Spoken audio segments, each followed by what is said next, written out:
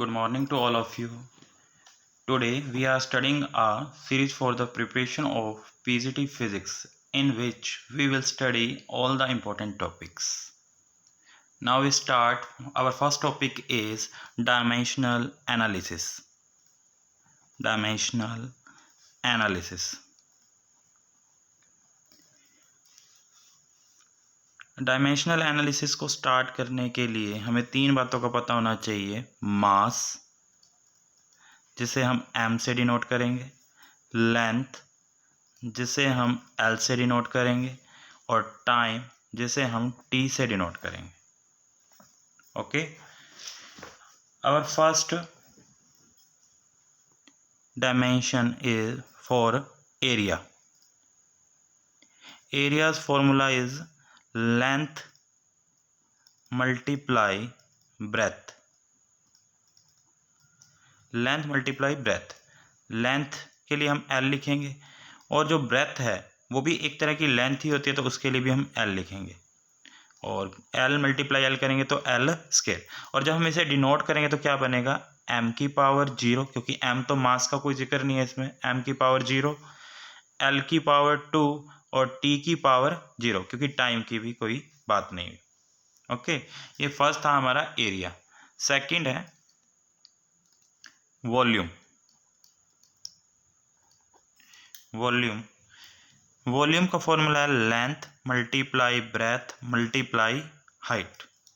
Length को भी हम L से डिनोट करेंगे, ब्रेथ को भी L से और हाइट को भी L से. ठीक है, तो बनेगा क्या, L की पावर 3.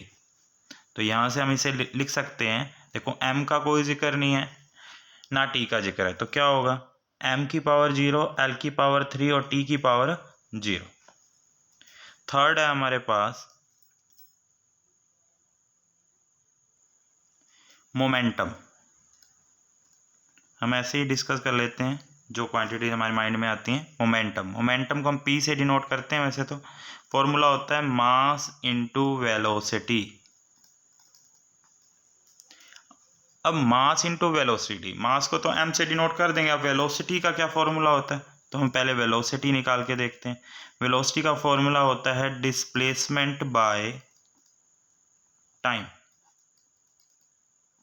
डिस्प्लेसमेंट को हम L से डिनोट करेंगे और टाइम को हम T से डिनोट करेंगे. जैसे ही L को तो ऊपर ही रहेगा, अब T जो है नीचे है तो ये ऊपर जाएगा, तो क्या बन जाएगा, T इनवर्स.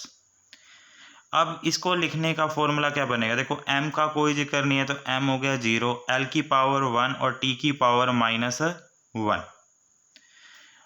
अब जब हमने मोमेंटम निकालना है, मोमेंटम के लिए हम m लिखेंगे, मास का m, और वेलोसिटी को हमने अभी फाइंड किया, वो बना हमारा LT इनवर्स, तो यहाँ लिख देंगे LT इनवर्स. अब जब हम इसको मोमेंटम को शो करेंगे तो देखो m की पावर 1, L की पावर भी 1, जिसकी कोई पावर नहीं दी होती फिर 1 लिखते हैं, एंड T की पावर -1. Got it. नेक्स्ट है हमारे पास, फोर्थ है हमारे पास फोर्स. अब फोर्स फाइंड करने के लिए मास इनटू होता है एक्सेलरेशन. एक्सेलरेशन का फॉर्मूला पता होना चाहिए. एक्सेलरेशन का फॉर्मूला होता है वेलोसिटी अपॉन टाइम. वेलोसिटी को डिनोट करते हैं, अभी फाइंड किया था हमने, वेलोसिटी था LT इनवर्स, एंड टाइम नीचे और T हो गया. नीचे पड़ा है तो इसकी पावर 1 होगी, जैसे ऊपर लेके जाएंगे तो पावर -1 होगी, और दोनों पावर माइनस की है तो दोनों माइनस, साइन तो माइनस का आएगा और पावर 2 हो जाएगी.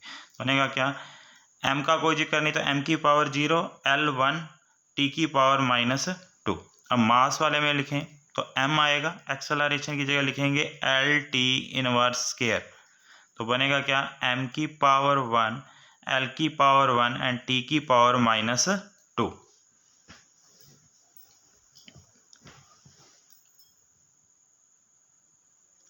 फिफ्थ है हमारे पास वर्क. वर्क का फॉर्मूला होता है फोर्स मल्टीप्लाई डिस्टेंस. फोर्स को F से लिखते हैं, डिस्टेंस मतलब D हो गया, एफ का अभी फॉर्मूला हमने फोर्स का फाइंड किया था, वो आया था हमारे पास में m की पावर 1, l की पावर 1 एंड t की पावर -2। और डिस्टेंस मतलब एक तरह की लेंथ है तो l लिख देंगे। तो m की पावर 1, इसकी पावर 1 है, दोनों बेस सेम है तो पावर ऐड हो जाएंगी, तो l की पावर 2 एंड t की पावर -2। नेक्स्ट सिक्स्थ है हमारे पास फॉर्मूला एनर्जी। अब हमने ये भी पढ़ रखा है 9th क्लास में, जो एनर्जी होती है वो वर्क के इक्वल होती है। तो मतलब एनर्जी की भी यूनिट यही बनेगी, m की पावर 1, l की पावर 2, t की पावर -2। पावर नेक्स्ट है हमारे पास पावर। पावर का फॉर्मूला होता है वर्क अपॉन टाइम। वर्क को लिखेंगे हम, अभी हमने फाइंड किया है m की पावर 1, l की पावर 2 एंड t की पावर -2। अब टाइम के लिए यहाँ क्या करेंगे, t लिखेंगे। तो m की पावर 1, l की पावर 2 एंड t की पावर -2 तो है। अब नीचे इसकी पावर 1 है, जैसे ऊपर लेके जाएंगे तो t की पावर बन जाएगा -1। अब इनका बेस जो है वो सेम है, बेस सेम है तो t लिखा जाएगा और पावर ऐड हो जाती है।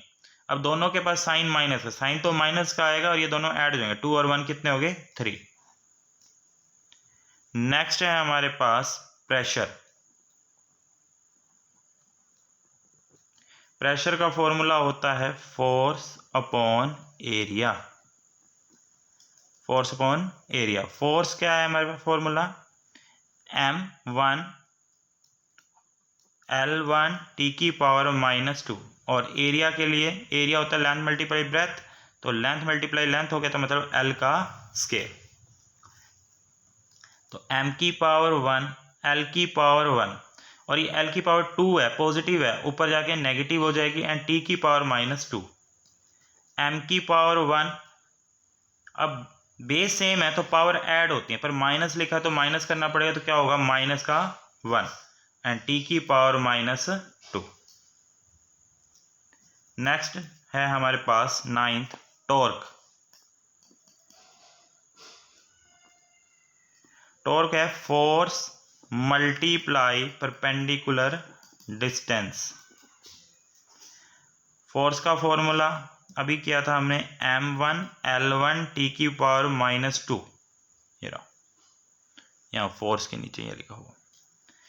और परपेंडिकुलर डिस्टेंस है तो मतलब लेंथ ही है, लेंथ की पावर 1 कर देते हैं, तो क्या बनेगा m की पावर 1, बेस सेम है तो पावर ऐड हो जाएंगी, 1 और 1 2, t की पावर -2। नेक्स्ट है हमारे पास 10th gravitational constant. Gravitational constant g। Formula होता है हमारे पास फोर्स का F इज इक्वल टू में m g m1 m2 by r square. और हमें g फाइंड करना है तो क्या बनेगा, ये r स्केयर यहाँ जाएगा तो क्या बनेगा f r स्केयर, और ये m1 और m2 कहाँ जाएंगे, फोर्स के डिवाइड में आ जाएंगे, तो m1 m2 यहाँ जाएंगे। अब हम फाइंड करते हैं, देखो हमें फॉर्मूला पता लग गया, g इज इक्वल टू में f r square m1 m2। Force का अभी फाइंड किया था m की पावर 1, l की पावर 1 एंड t की पावर -2। r जो है वो डिस्टेंस है, डिस्टेंस मतलब लेंथ है, लेंथ का क्या हो जाएगा स्केयर, l का स्केयर हो जाएगा। नीचे दोनों ही मास है तो m मल्टीप्लाई m हो जाएगा। तो बना क्या हमारे पास, ऊपर तो है m की पावर 1, l की पावर 1, t की power 2 and multiply l square, नीचे बन गया m स्केयर। अब यहाँ पे हम क्या करेंगे, m की पावर 1, ये नीचे प्लस की है, ऊपर जाके क्या हो जाएगी माइनस की। यहाँ दोनों का बेस सेम है तो पावर ऐड होंगी, 1 और 2 कितने हो गए 3, और t की पावर -2। तो बनेगा क्या, ये हमारे पास m, ये प्लस की है और ये माइनस की है, और वैसे बेस सेम हो तो प्लस होती हैं, पर माइनस का हो तो फिर माइनस करके देखना पड़ता है, दो में से एक है एक और बढ़ेगा कि माइनस, तो माइनस का एक, l की पावर 3 एंड t की पावर -2। तो बनेगा क्या, m की पावर -1, l की पावर 3 एंड t की पावर -2।